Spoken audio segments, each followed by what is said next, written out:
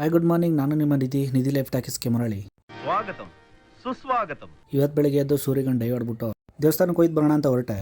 ಆಯಿತು. ಆಮೇಲೆ ಯಾವ ದೇವಸ್ಥಾನಕ್ಕೆ ಅಂತೀರಾ? ಮುಡಿ ಕೊಡೋ ದೇವಸ್ಥಾನಕ್ಕೆ.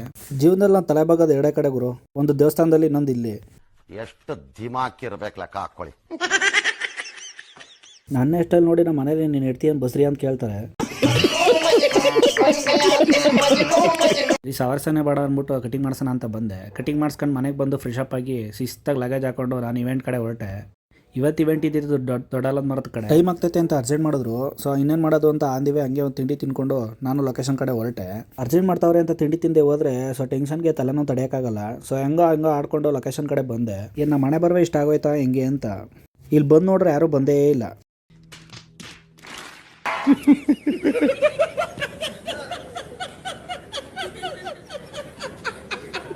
ಸರಿ ಇನ್ನೇನು ಮಾಡೋದು ಅಂತ ನಾನು ಕ್ಯಾಮ್ರಾ ರೆಡಿ ಮಾಡ್ಕೊಂಡು ಔಟ್ಡೋರ್ ಫೋಟೋಸ್ ಎಲ್ಲ ತೊಗೊಂಬರೋಣ ಅಂತ ಹೊರಟೆ. ಫಸ್ಟ್ ರೌಂಡ್ ಕೆಲಸ ಎಲ್ಲ ಮುಗಿಸಿ ಸ್ವಲ್ಪ ಫ್ರೀಯಾಗಿ ಕೂತ್ಕೊಂಡೆ. ಅದೇ ಗ್ಯಾಪಲ್ಲಿ ಸಂಗೀತ ಕಾರ್ಯಕ್ರಮ ನಡೀತಿತ್ತು. ಸಂಗೀತ ಮುಗಿಸ್ಕೊಂಡು VIP ಎಂಟ್ರಿ ಇತ್ತು ಅಂತ ಹೊರಗಡೆ ಬಂದ್ವಿ. ಇಲ್ಲಿ ಬಂದ್ರೆ ಯಾವ ರೇಂಜಿಗೆ ಬಿಸಿಲು ಹೊಡಿತಾಯಿತ್ತು ಅಂದ್ರೆ ಹೋಗ್ತಾ ಇದ್ರೆ ನಮ್ದು ಇದು ಊರ್ ಬಾಗ್ಲಾದಂಗ ಆಗುತ್ತೆ ನಮ್ದು.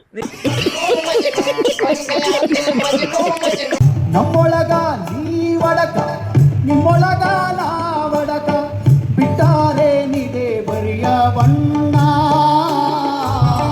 ಬಿಟ್ಟಾರೆ ನಿದೆ ಬರಿಯ ಬಣ್ಣ. ಹೇ ಗುರುಬರಣ್ಣ ಸತ್ಯುಳ್ಳ ಶರಣ, ಕಾಪಾಡು ಗುರಿಗಳನ ಮಾಡುವೆ ನಮನ, ಕಾಪಾಡು ಗುರಿಗಳನ.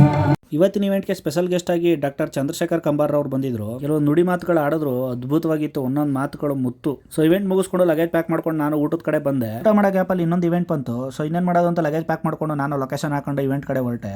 ಇನ್ನೊಂದು ಇವೆಂಟ್ ಇದ್ದಿದ್ದು ದೊಂಬ್ಳೂರ್ ಹತ್ರ. ಹೋಟೆಲಲ್ಲಿ ಒಂದು ಬೇಬಿ ಸ್ಮಾಲ್ ಬರ್ತಡೆ.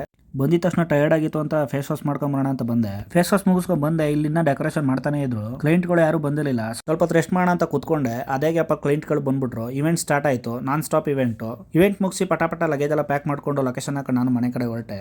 ಇವತ್ತಿನ ಇವೆಂಟ್ ಅನ್ಕೊಂಡಂಗೆ ಆಗಲಿಲ್ಲ. ನಾನದ್ರಷ್ಟಕ್ಕೆ ಯಾವುದು ಮಳೆನೂ ಬರಲಿಲ್ಲ. ಇವಾಗ ಸಿಕ್ಕಾಪಟ್ಟೆ ಹೊಟ್ಟೆ ಬೇರೆ ಎಸಿತಾಯಿತು. ಹೋಟ್ಲಲ್ಲಿ ಊಟ ತಗೊಂಡು ನಾನು ಮನೆ ಕಡೆ ಬಂದೆ. ಇವತ್ತಿನ ಡೇನ ಎಲ್ಲೂ ಮುಗಿಸ್ತಾ ಇದ್ದೀನಿ. ಇನ್ನೂ ನನ್ನ ಚಾನಲ್ನ ಸಬ್ಸ್ಕ್ರೈಬ್ ಮಾಡಿದ್ರೆ ಸಬ್ಸ್ಕ್ರೈಬ್ ಮಾಡ್ಕೊಳ್ಳಿ. ನೆಕ್ಸ್ಟ್ ವಿಡಿಯೋದಲ್ಲಿ ಸಿಗ್ತೀನಿ. Thank you. ಓಕೆ, ಇಲ್ಲಿಗೆ ಇವತ್ತಿನ ಮನೆ ಮಂತ್ರಾಲಯವನ್ನ ಮುಗಿಸ್ಬೇಕು. ನಾನು ಮುಗಿಸ್ತಾ ಇದ್ದೀನಿ.